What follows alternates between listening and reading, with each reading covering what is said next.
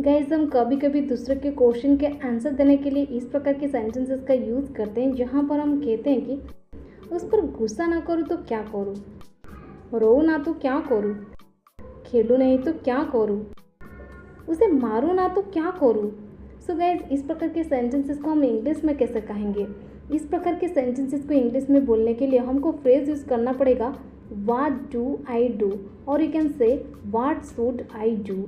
What do I do, और you can use what should I do.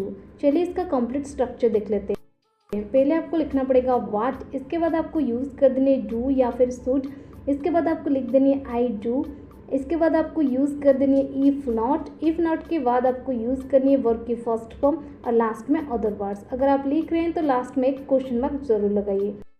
चलिए कुछ example के मदद से इसे और भी बेहतर समझने की कोशिश करते हैं। अगर आपसे मम्मी पूछती है कि क्या खेल रहे हैं आप, अगर आपका जवाब आता है कि खेलूँ नहीं तो क्या करूँ, एग्ज़ाम तो ख़त्म हो गया ना। सो इस प्रकार के सेंटेंसेस का आप इस प्रकार से बोलेंगे, खेलूँ नहीं तो क्या करूँ, What do I do if not play? What do I do if not play? Or you can say, what should I do if not play? What should I do if not play? सोना तो क्या करूँ? What do I do if not sleep?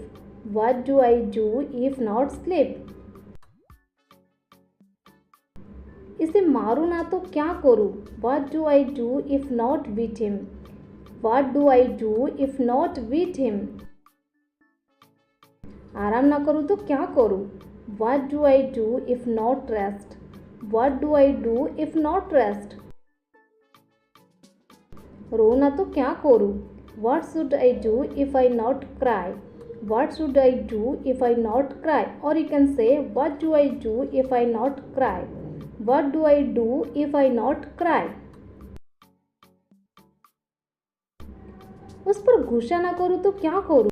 What do I do if I not angry at him? What do I do if not angry at him?